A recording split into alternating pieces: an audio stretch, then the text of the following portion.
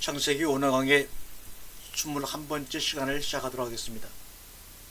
오늘은 창세기 4장 8절부터 10절 말씀을 가지고 가인과 하나님이 말씀하시는 장면을 우리가 한번 더듬어 살펴보면서 은혜를 받고자 합니다. 고난을 통과한 자들만이 정금같이 순수하게 나오게 되어 있습니다. 그래서 예수를 믿으면 고난이 없어지는 것이 아닙니다. 아벨도 가인에게 대항치 못하고 예수님도 그렇게 십자가에 죽으셨으나 그 고난과 죽음을 통과하니 정금같이 하나님 앞에 서게 되었고 부활의 영광을 누리었습니다. 고난의 불 속에서 나의 분술물을 다 태워버리는 것입니다. 그것은 그러나 쉬운 길이 아닙니다. 때로는 숨 쉬는 것조차 힘들고 고통스러울 수가 있습니다. 그러니 예수 믿는 자들이 위대한 것입니다. 고린도전서 10장 13절에 사람이 감당할 시험 받기는 너희가 당한 것이 없나니 오직 하나님은 미쁘사 너희가 감당치 못할 시험 당함을 허락지 아니하시고 시험 당할 즈음에 또한 피할 길을 내사 너희로 능히 감당하게 하시느니라. 감당할 시험 받게 우크 레이레펜 에임의 안드로피그 위에서 감당할 시험이라는 것,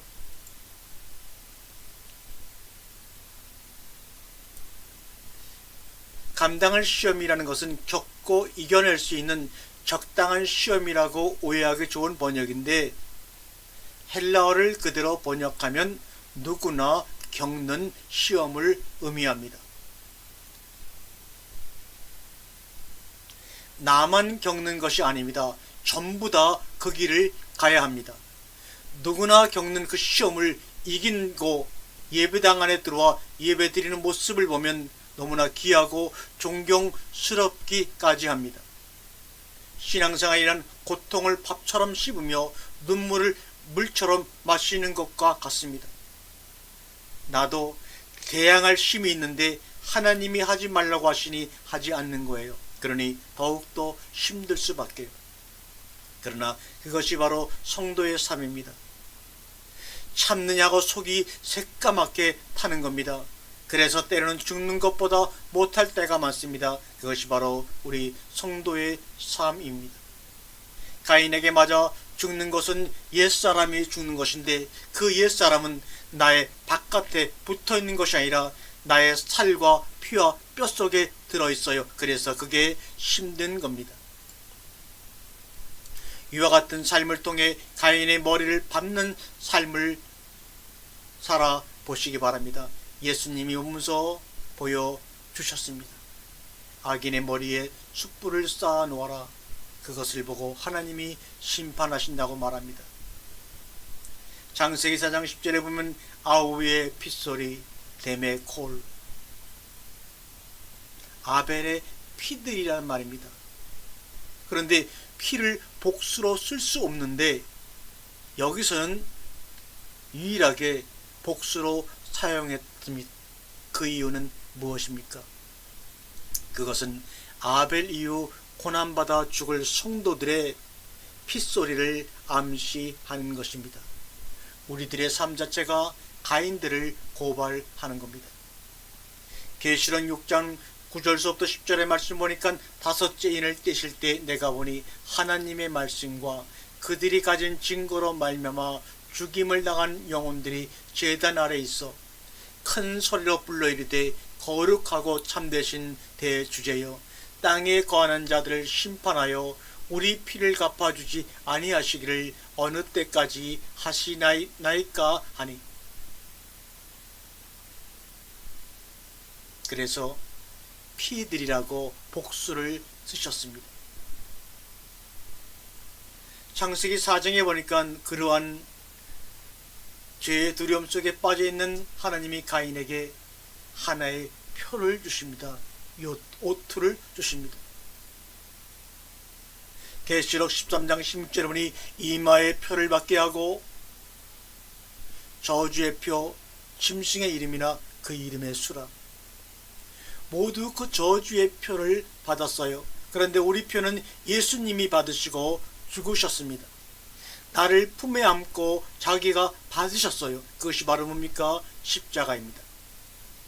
요한계시록 14장 1절에 보면 또 내가 보니 어린 양이 시온산에 섰고 그와 함께한 14만 4천이 서 있는데 그들의 이마에는 어린 양의 이름과 그 아버지의 이름을 쓴 것이 있더라고 말씀하고 있습니다.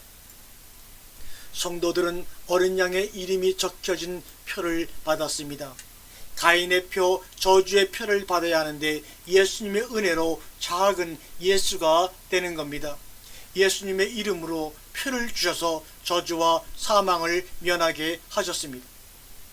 창세기 4장 15절에 가인에게 표를 주사 세상으로부터 가인을 보호하기 위해 표를 주셨다는 것은 세상과 가인을 한편으로 만들어 주셨다는 말입니다. 세상이 가인을 죽일 필요가 없게끔 한편이 되었다는 말입니다. 그래서 세상서 죽임을 당할 자들은 다른 표를 받은 우리들이라는 것입니다. 그런데 가인 속에서 아벨들을 보호할 견제장치를 주시지 않고 어린 양의 이름이 적힌 표만 주셨습니다. 세상에서 아벨들이 가인을 죽일 수가 없어 하나님이 그렇게 예정하신 것입니다. 로마서 12장 19절에 친히 원수를 갚지 말고 하나님의 진노하심에 맡기라. 원수 갚는 것이 내게 있으니 내가 갚으리라고 주님께서 말씀하시니라. 악에게 지지 말고 선으로 악을 이겨라. 창세기 4장 15절에 벌을 7배나 받으리라. 이 말은 7은 완전수인데 고로 절대 죽이면 안 돼 이 말입니다.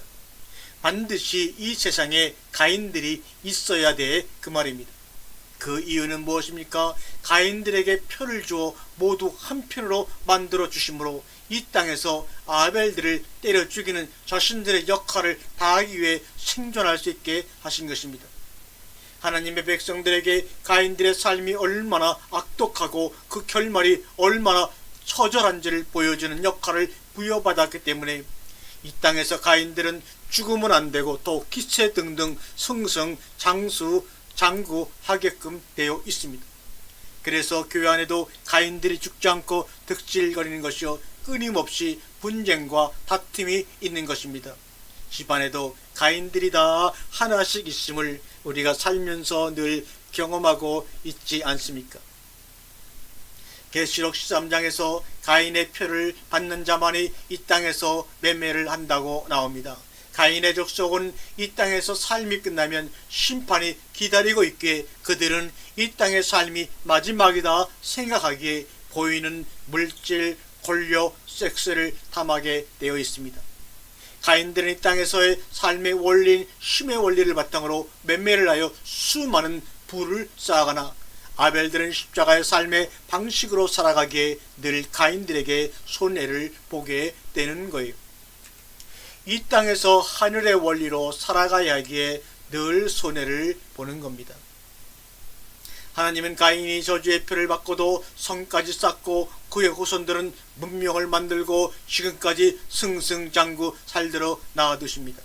왜냐하면 그게 바로 하나님의 은혜를 떠난 자들이 세상에서 자신들의 힘을 의지하여 살아가는 모습이라는 것을 하나님의 백성들에게 보여주는 겁니다. 그것을 부러워하지 말라고 보여주시는 거예요. 그런데 그것을 부러워하며 시기하며 그것을 쌓으려고 하나님의 이름까지 빌려 사용하려고 하니 통제라. 이게 바로 샤머니즘이지요. 뭐가 무당입니까? 금방 죽을 가인에게 그렇게 허락하신 겁니다. 표면적으로 나타난 가인의 모습은 부모의 기대를 한 몸에 받고 태어난 장자이고 아벨은 허무하네, 아무것도 아니네, 더군다나 가인은 모친의 자랑이었습니다. 육체적으로도 아벨보다 건장한 자였습니다.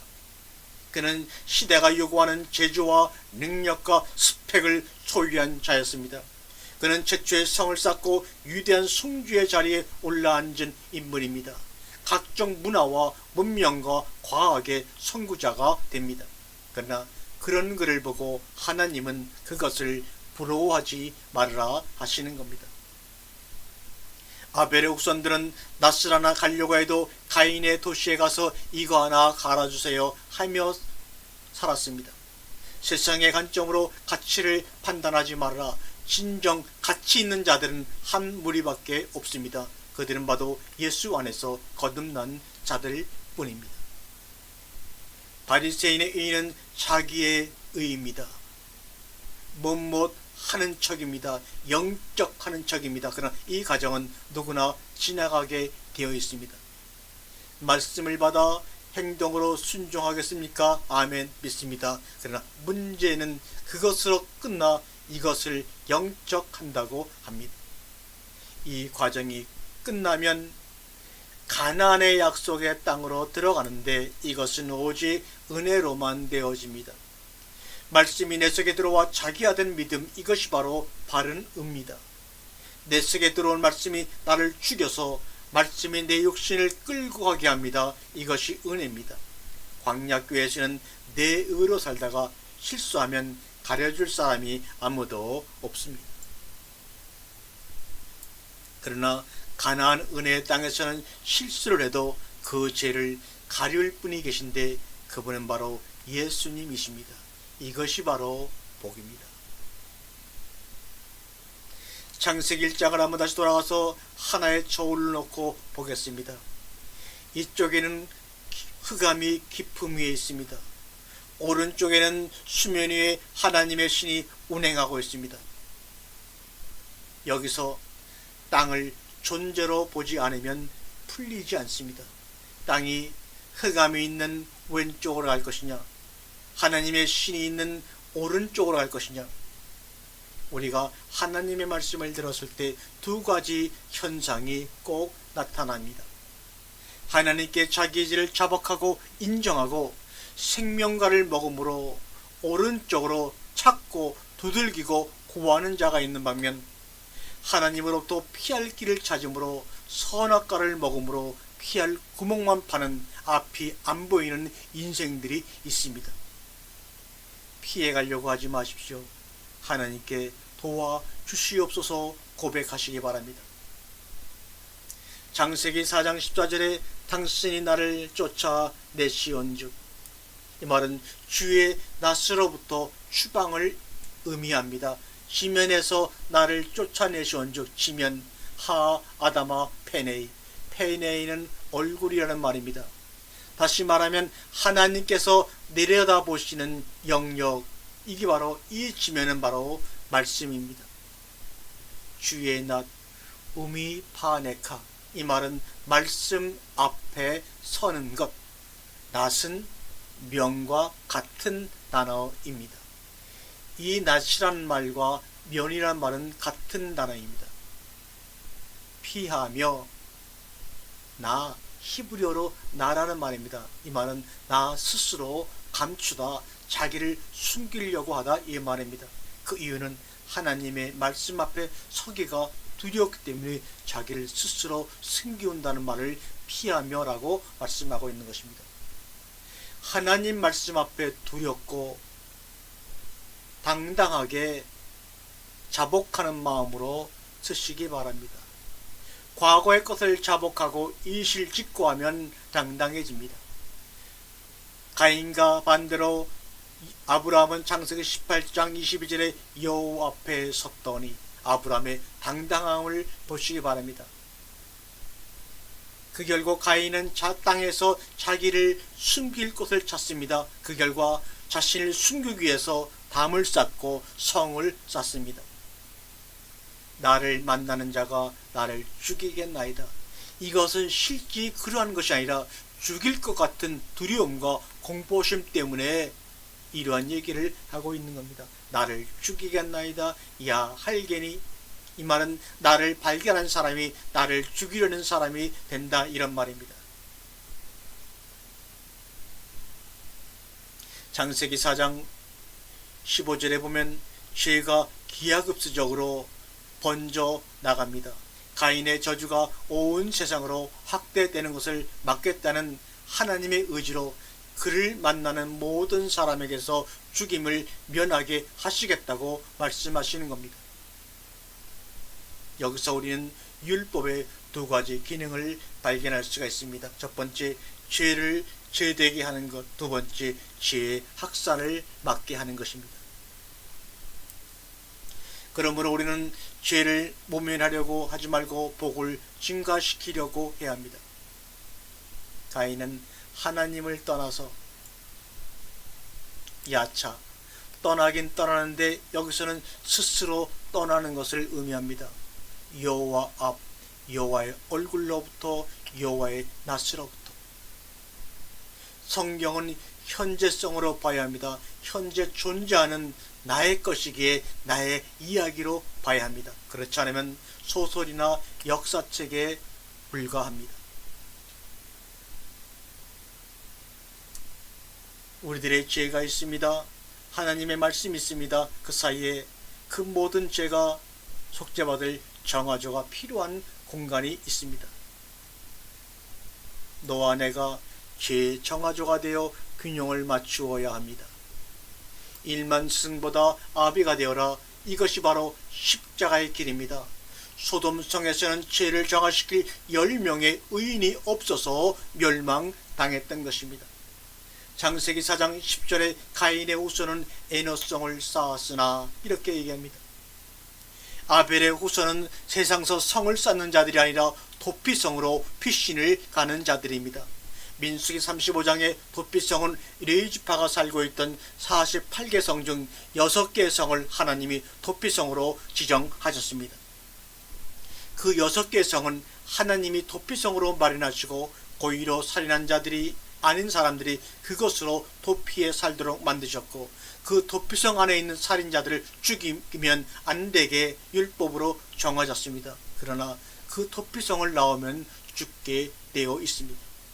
그러다가 도피성의 대제사장이 죽으면 그 살인자들의 죄가 완전히 사멸되어 고향으로 돌아가 자유롭게 살도록 되어 있는 것이 바로 도피성입니다.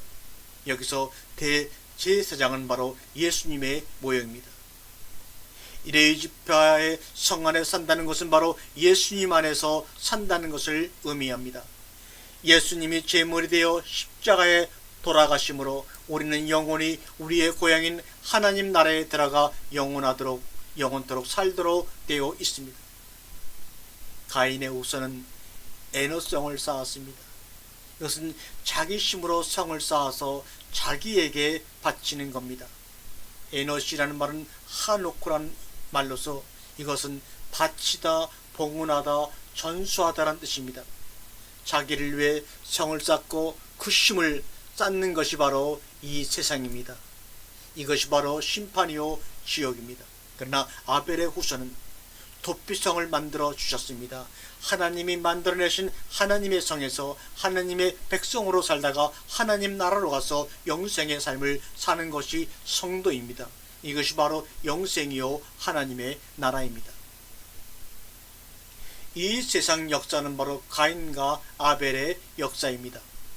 우리는 도피성으로 들어가서 하나님의 은혜만을 구하는 거예요.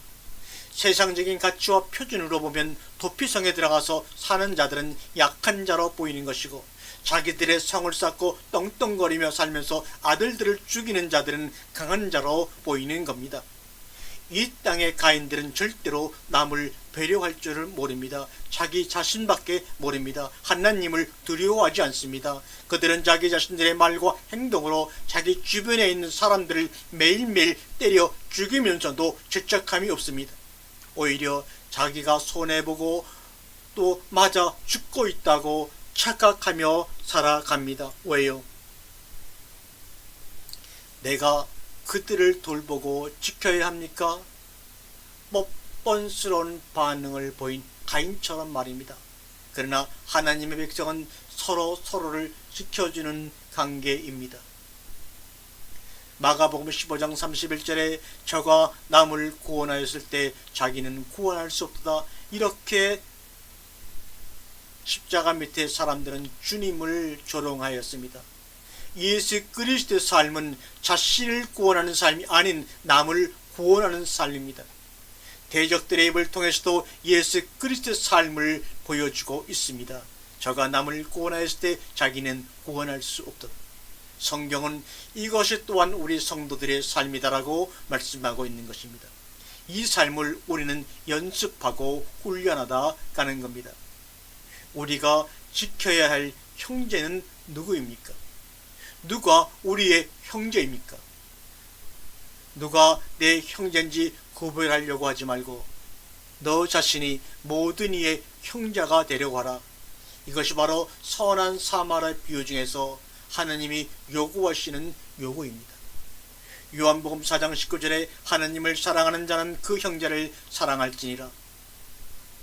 사랑하는 여러분, 바보가 되어 한번 마음껏 사랑하다가 이 땅을 떠나 보시지 않겠습니까?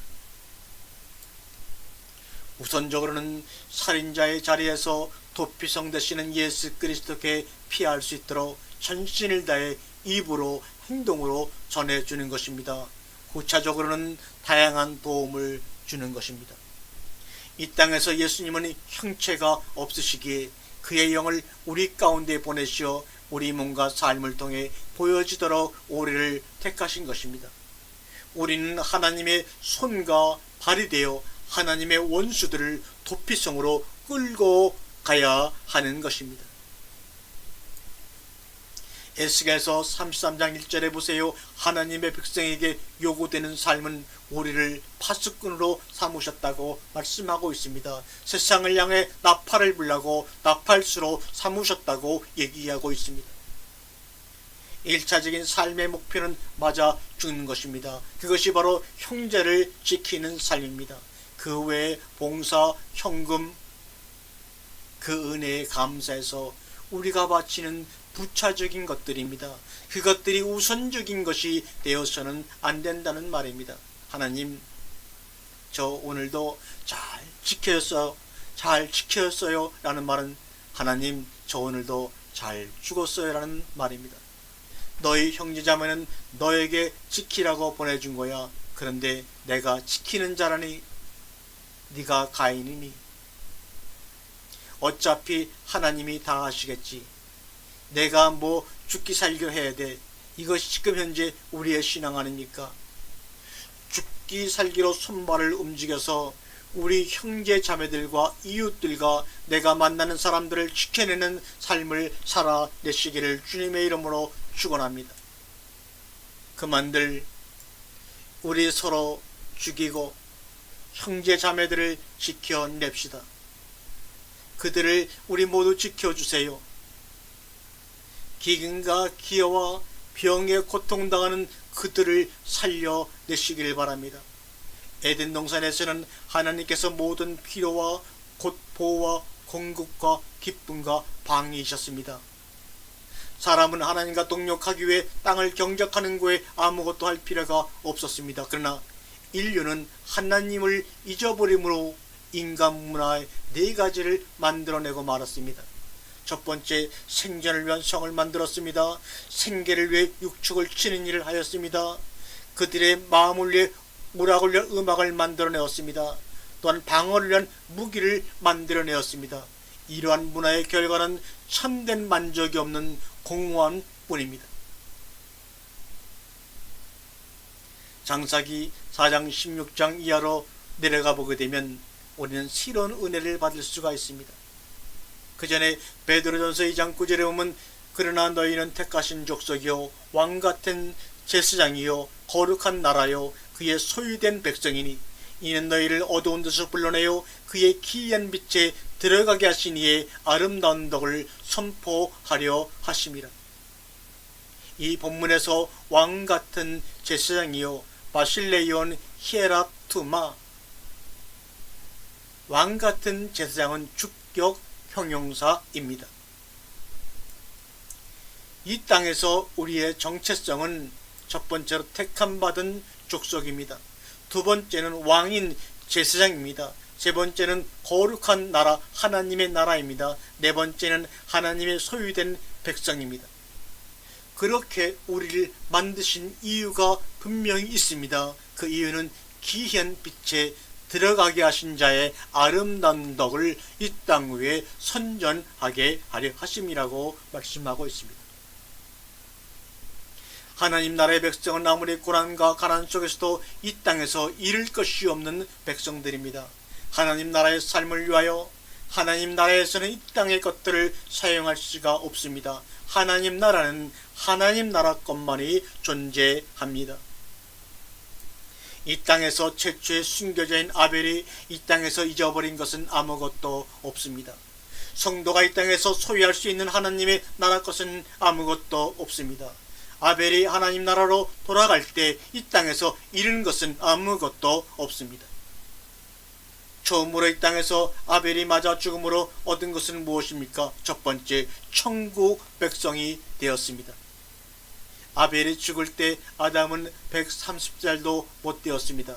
그 근거가 창세기 5장 3절에 셋째 아들 셋을 130살에 낳고 그 800년을 더 살면서 자녀를 낳다가 930살에 죽었다는 대목에서 알 수가 있습니다. 첫 번째 사람인 그의 아버지 아담보다 무려 800년 전에 천국 백성으로 천국에 들어갔습니다. 이것이 축복이 아닙니까?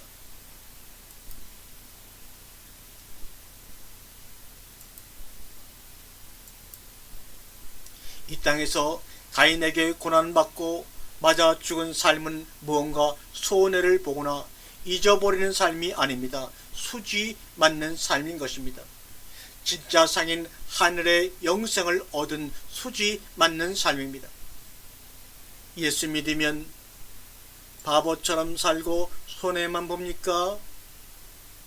자기 중심으로 생각하니 이런 질문이 나올 수밖에 없습니다. 이렇게 말하는 이유는 아직도 이 땅의 것들이 가치 있다고 여기는 것이 있기 때문입니다. 우리의 최종 목표는 하나님의 나라입니다. 고로 이 땅에 쌓아둘 것이 없습니다. 하늘의 보화를 쌓아두어야 합니다. 마태복음 6장 19절에 하늘에 쌓아두라. 천국에는 빈 하늘에 쌓아두라. 그런데 많은 사람들을 착각하게 만듭니다. 천국에도 빈부귀천이 있나요? 많은 분들이 여기서 열심히 헌신하고 봉사하면 천국에서 상급이 다르다고 강조하면서 노력과 행동을 강요하는 이상한 일들이 벌어집니다. 이 땅에서는 빈부의 격차와 양극화가 일어날지 모르지만 천국에는 빈부, 귀천, 양극화, 차별 없습니다. 우리가 보석답게 지어져가는 것이 하늘의 보물을 쌓는 것입니다. 현금만이, 봉사만이, 무엇만이가 우선이 아니라 물론 진실된 마음으로 많이 하면 좋겠습니다마는 자기 자신을 쌓지 않고 청지기의 삶을 쌓는 것입니다. 나의 것을 털어서 남을 위해 사용하는 것, 가난하고 억압받는 일을 위해 그래서 헌금하는 것이고 봉사하는 것입니다. 내 것을 비워 남에게 주는 것만이 진짜 내 것이 됩니다. 그것들은 그대로 자기 몸에 그대로 남아있더라는 겁니다. 그러나 자기를 위해 소비한 것을 찾아보니 하나도 남아있는 게 없더라는 말입니다. 내가 죽음 앞에 서보니 내가 평생토록 다른 이에게 준 것은 내가 모두 갖고 있구나. 그냥 삶 속에 나의 것으로 남아있구나. 그러나 내가 다른 이들에게 모두 베풀지 못하고 온전히 나에게 남겨두고 가는 것들은 나의 죽음 앞에서 모두 다 잊어버린 것이 되었다고 어느 묘비에 쓰여진 글을 읽은 적이 있습니다. 이 땅에서 내 소유로 남겨둔 것들은 하나님 나라에서 하나도 쓸모없는 것들이기 때문에 그것은 다 잊어버리는 것이 된다는 말입니다. 너 이것에다가 다 사용하고 와. 주신 것을 내 소유로 남겨두고 죽었더니 다 잊어버린 것이 되더라는 겁니다.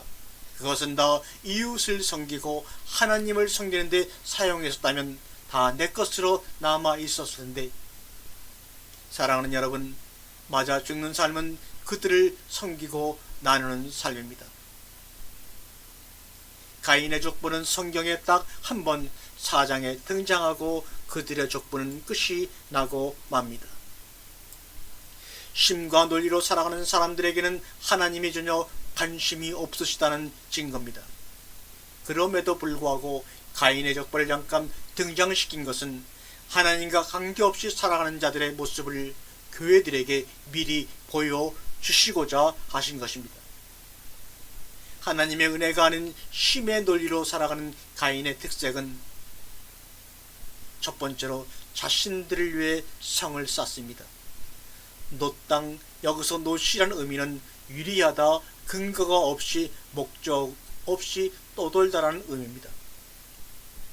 16절에 거주하였더니 정착을 하고 성을 쌓아도 그들은 하나님이 저주하신 것처럼 유리 방황할 수밖에 없는 한계를 지닌 족속입니다. 아무리 땅에서 많은 것을 소유하고 명성을 누린다 할지라도 말입니다. 유랑의 삶, 공우의 삶으로 만들어 놓으신 것입니다. 이것이 하나님의 저주입니다. 왜요? 땅 자체를 저주에 버리셨기 때문에 그렇습니다. 두 번째, 하나님의 은혜가 아닌 힘의 논리로 살아가는 가인의 두 번째 특성은 바로 음악을 창조하여 문화를 발전시켰습니다. 또한 세 번째로 가축을 치며 먹거리를 만들어내었습니다. 네 번째는 무기 제조와 같은 과학을 발전시켜 자기를 보호하고 남을 죽이기 위해 사용하는 그러한 힘의 논리의 문화를 만들어내고 말았습니다. 이 시대와 문명이 진정 우리들에게 힘을 주고 있습니까? 인공지능이, 스마트폰이 여러분에게 힘과 복을 주고 있습니까? 아닙니다. 그래서 휴가는 문화와 문명의 영향이 적거나 없는 것으로 찾아가지 않습니다. 그들은 저주받은 자신의 모습을 성으로, 문명과 문화로, 과학으로 감추고 있습니다. 나는 저주받은 자가 아니다라는 것을 증명해보고 싶어하는 것이 죄인들의 속성입니다. 이 세상 것들로 자신을 증명해 보이려고 애쓰는 자들은 나는 저주받은 죄인입니다라고 외치는 것입니다. 예수님도 이 세상 것들로 자신을 증명하시지 않고 오해받고 죽어 가신 것입니다. 4장 18절 에녹이라고 하는 것은 자기 자신에게 바치다라는 말입니다. 두 번째 가인의 옷은 이락은 도망자라는 말입니다. 세 번째 무야일은 하나님이 치셨다, 하나님이 징계하셨다는 말입니다. 무드사일이라는 말은 지옥의 아들이라는 말입니다. 가인의 후손 라멕은 강한 자, 포악하고 아나 무인자라는 말입니다. 이렇게 그의 후손들은 이러한 삶을 살다가 하나님의 심판 가운데 영원한 지옥으로 떨어져 버리고 말았습니다. 어떤 예비가 천하보다 귀한 자기 자식이나 손주 이름을 에녹, 이락, 무야엘, 무드사엘, 라멕이라고 저렇게 끔찍하게 지을 수가 있습니까? 18절까지는 이름을 통하여 그들이 하나님의 저주를 받은 자임을 밝히는 것이고 19절부터는 그들이 이 역사 속에서 어떻게 살게 되는지를 보여주고 계시는 것입니다. 4장 19절에 라메시라는 가인의 후손이 나옵니다. 강한 자여 포악하고 아나 무인자인 이 라멧은 두 아내를 취합니다. 강함으로 인해 하나님이 정하신 일부 일처제가 깨지고 자기 욕망에 맞는 여인 두 명을 취하여 아내로 삼는 일이 벌어지고 맙니다. 라멧의 두 아내의 이름은 아다와 실라입니다. 아다는 빛이라는 기쁨이라는 뜻이고 실라는 그늘이라는 뜻입니다. 아내 둘을 얻으니 빛이었던 삶에 그늘이 드리워지는 겁니다. 그래서 그들은 결국 영원한 어둠으로 이어지는 겁니다. 야발, 이것은 개울 시내라는 말이 됩니다. 들짐승을 집짐승으로 양육하는 기술이 있었다는 겁니다. 다시 말하면 그들이 점점 세상적으로 지혜로워졌다는 것입니다. 낙농업의 시작, 하나님이 창조 시에는 들짐승과 집짐승을 분리해 놓지 않으셨는데 야발이 그것을 시작했다는 것입니다. 이것은 육축을 쳐서 먹거리를 공급해야 할 만큼 인구가 많아졌다는 뜻이기도 합니다. 또한 그의 자녀 중에 유발이라는 아들이 있습니다. 이 말은 기쁜 소리, 환희라는 말입니다. 그는 수금과 퉁소, 음악과 문화를 창조해내었습니다. 또한 라멕의 아들 두발가인은 대장장이로서 청동기와 철기 문화를 창조해 내었습니다. 그런데 여기서 집중해 봐야 할 것은 창세기 22장에 뜬금없이 아무 설명도 없이 두발가인의 누이는 나아마였더라는 기록입니다. 아무 말도 없이 그저 누이를 소개하려고 했을 리가 없다면 무슨 이유로 하나님은 가인의 족보 만물의 지점에 와서 다른 말도 없이 그저 나아만이라는 이름을 소개하는 것으로 끝을 내셨을까요? 나아마라는 이름의 뜻은 바로 아름답다, 예쁘다, 사랑스럽다는 뜻입니다. 이것이 창세기 6장 2절로 연결이 됩니다. 6장 2절에 어떠한 말씀이 있습니까? 하나님의 아들들이 사람의 딸들의 나아마를 보고 아름다움을 보고 자기들이 좋아하는 자신들을 위하여 모든 여자를 아내로 삼은지라. 바로 이것 때문에 나아마라는 이름이 가인의 족보 마무리에 나와서 창세기 6장 2절에 사람의 딸들의 아름다움으로 연결이 되는 것입니다. 창세기 4장 23절과 24절에는 라벡의 뚝배기 나옵니다. 나에게 상처를 준 사람을 내가 죽였다. 나를 상하게 하면 그가 어린 소년이라도 죽인다고 자랑삼아 노래를 부르는 것을 끝으로 가인의 후손들의 이야기는 성경서 사라지고 맙니다. 이것은 남에게 독백인 동시에 세상 삶의 법칙을 이야기하는 것입니다. 결국 가인의 문화와 문명 그리고 과학의 종말은 남을 죽이는 것으로 끝나게 돼 있다는 것을 보여주는 것으로 가인의 이야기는 끝이 납니다. 그리고 그들은 끝까지 뉘치지 않았습니다. 가인이 동생을 죽여놓고도 라멧이 사람과 소녀를 죽여놓고도 뉘우침을커녕 자랑거리로 얘기하고 있습니다. 아벨은 아무것도 안 했고 아무 잘못도 안 했는데 가인이 때려 죽였는데도 가인을 위해서 실배라면 나는 정당방위이므로 나에게는 77배여야 한다고 자기의 법을 스스로 만들어버리는 무지한 라벳. 이것이 현재 우리들의 모습입니다. 교회 안에도 이러한 가라지가 있습니다. 가인이 있지 않습니까? 그러므로 늘 교회 생활 속에서도 경각심을 가져야 합니다. 오늘 본문 4장에서 가인의 얘기를 하다가 마지막 부분에 가서 가인의 후손이 아닌 셋과 에노스 얘기를 마지막 얘기에 슬쩍 끼워 넣습니다. 그런데 5장에 가면 5장 3절과 4절에 다시 셋과 에노스가 나옵니다. 그렇다면 가인의 후손 밑자락에 셋과 에노스 두 사람을 붙여 놓았을까요? 셋은 하나님이 죽은 아벨을 대신해 주신 아들입니다. 셋이란 뜻은 바로 못못을 대신한 대치한이라는 뜻입니다. 하나님의 라인, 하나님의 씨, 바로 부활한 성도들을 상징하는 것이 바로 셋입니다. 에노스는 사람을 뜻합니다. 그 뜻은 티끌이라는 말입니다. 티끌로 이 땅을 살다라는 말입니다. 강한 라인, 자기심으로 살아가는 가인의 후손과 대조가 되는 것입니다. 티끌과 같이 약한 자, 그 사람들이 하나님의 이름을 부르기 시작하더라는 겁니다. 자기심으로 살아가는 강한 자들인 그들은 하나님의 이름을 부를 틈이 없이 살다가 심판받아 지옥으로 떨어졌습니다. 그런데 티끌이요 사람이요 에노스로 살아가는 그 자만이 하나님의 이름을 부르더라 그 말입니다. 어떤 게 복입니까? 하나님의 이름을 부르는 것이 복 아닙니까? 많은 것을 소유함으로 하나님을 떠난 사람이 얼마나 많습니까? 하나님의 이름을 부를 시간이 그들은 없습니다. 저 낮은 곳에 던져져서 하나님의 이름을 부르지 않으면 살 수 없는 그들이 복이 있는 자라는 말입니다.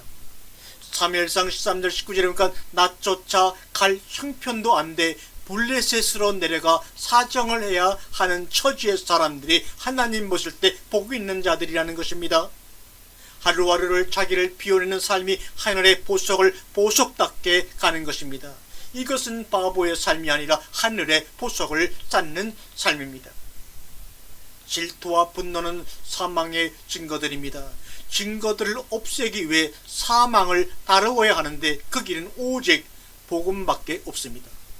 복음으로 사망을 없이 하면 그 증거들도 소멸되는 것입니다. 그러므로 복음을 잘 배우고 이해해서 매일매일 읽고 들어야 합니다. 그런데 성도들 가운데 사망이 해결되었는데도 따로 그 증상을 치료하려고 노력하는 경우가 있습니다.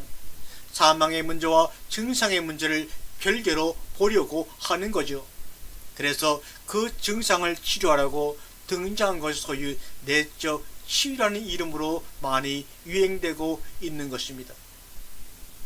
성경의 치유는 복음에 의한 사망의 치유입니다. 그래서 그 사망이 해결되므로 모든 증상들이 아무것도 아닌 것, 이것이 바로 기독교 안에서의 온전한 치유입니다.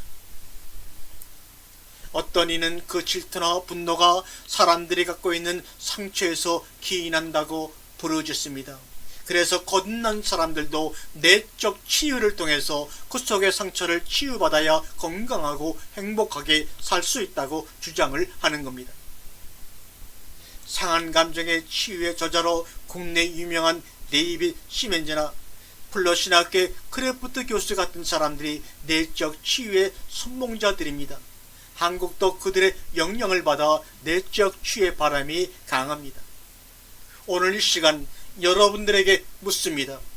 정말 복음 외에 세컨드 블레싱, 두 번째 복음이 필요하다고 생각합니까? 복음만 가지고 그것을 해결하기에 부족합니까? 예수님의 십자가만으로는 남은 상처를 치료하기에 부족하다고 생각합니까? 내적 치유자들이 주장하는 내적 치유 방법입니다. 분노, 질투, 상처가 출발한 시작점을 과거의 어느 사람 환경으로부터 찾으라고 그들에게 얘기합니다. 그리고 자기 부모, 형제, 사건, 환경이 자기에게 어떤 잘못을 했거나 영향을 미쳤는지 기억해내라고 합니다. 억지로라도 기억해내야 된다고 합니다. 저는 잘 기억이 나지 않는데 말입니다. 그러면 참회정신이 부족하거나 집중을 안 해서 그렇다거나 혹은 마음을 열지 않아서 그렇다고 얘기하거나 너무나 큰 상처로 인해 그 기억마저 못한다고 그들은 얘기합니다. 잘못하면 오히려 상처를 다시 만들어갑니다. 또한 모든 사건이나 인물에게 모든 잘못을 책임전가시켜 버리는 꼴이 됩니다. 그 사람으로 인해 발생된 것이지 네 잘못이 아니다 이거죠. 책임 전가의 2단 베레아의 계시는 거절감이나 상처를 준 사람을 용서해야 한다. 사건이나 사람에게 책임을 전가한다. 그러나 이 모든 것은 가인의 후손들의 특성이지 그 사건이나 그 사람의 책임으로 돌릴 문제가 아니라 바로 나의 문제입니다. 책임을 전가시키지 말고 나의 죄를, 나의 문제를 예수님께로 갖고 나감으로 인해 치유가 시작되는 것입니다. 이 모든 문제의 뿌리는 에덴 동산에서 기인된 것입니다. 우리가 해결해야 할 것은 에덴 동산에서의 불순종이지 어떤 사건이나 어떤 다른 사람이 아닌 것입니다. 그것은 귀신이나 부모 형제가 준 것이 아니라 아담 자손인 나의 것입니다. 내 것을 왜 남에게, 환경에게, 귀신에게 전가시킵니까? 또한 요즘 유행되고 있는 가게에 흐르는 저주를 얘기합니다. 사랑하는 여러분, 진짜로 가게에 흐르는 저주가 있을까요? 없습니다. 속지 마시기 바랍니다. 가게에 흐르는 저주가 있다고 주장하는 자들이 근거로 되고 있는 성경이 바로 출애굽기 20장 5절의 말씀입니다. 그것들에게 절하지 말며 그것들을 섬기지 말라. 나 내 하나님은 질투하는 하나님인즉 나를 미워하는 자의 죄를 갚되 아들에게로 3, 4대까지 이르게 하거니와 나를 사랑하고 내 계명을 지키는 자에게는 1000대까지 은혜를 베푸느니라. 이 말씀을 강조하고 있습니다. 그런데 여러분 한번 좀 살펴보세요. 6절에 천대까지 무한한 은혜와 사랑을 강조하고 있습니다. 근데 5절에는 3, 4대 천대에 비해 지극히 작음을 강조하고 있는 대조의 성경 구절입니다. 이것은 회개하면 용서하시고 오직 자기의 죄악만으로 저주가 임함을 말하고 있는 것입니다. 천대까지란 숫자적인 의미의 천대라기보다는 하나님의 한량없는 은혜를 표현하기 위한 히브리 사람들의 문학적인 기법입니다. 아담에서 셋, 그리고 노아, 아브라함, 다윗, 예수 그리스도가 오시기까지 중간중간에 많은 자손들이 버림을 당하고 하나님께 선택받은 소수만이 기록되고 있는 이유는 어떻게 설명해야 합니까? 저주가 정말 3대, 4대까지 이어집니까? 절대로 아닙니다. 절대로 아닌 그 근거 구절은 우리가 에레미야 31장 29절부터 30절의 말씀을 읽어보면 확실히 알 수가 있습니다. 그때 그들이 말하기를 다시는 아버지가 신포도를 먹었으므로 아들들의 이가 시다하지 아니하겠고 신포도를 먹는 자마다 그의 이가 신 것 같이 누구나 자기의 죄악으로 말미암아 죽으리라. 선조나 아비의 죄악으로 저주에 빠지는 것이 아니라 분명 자기의 죄악으로 말미암는다고 성경은 증언하고 있습니다. 아비의 죄악으로 저주 가운데 태어난 여러분과 나는 도대체 어떻게 구원을 받은 겁니까? 이 지구상에 아비와 조상의 죄악과 저주에서 자유로운 사람이 있을까요? 단 한 사람도 없습니다. 오직 죄가 없으신 예수 그리스도 뿐이십니다라고 성경은 증언하고 있지 않습니까?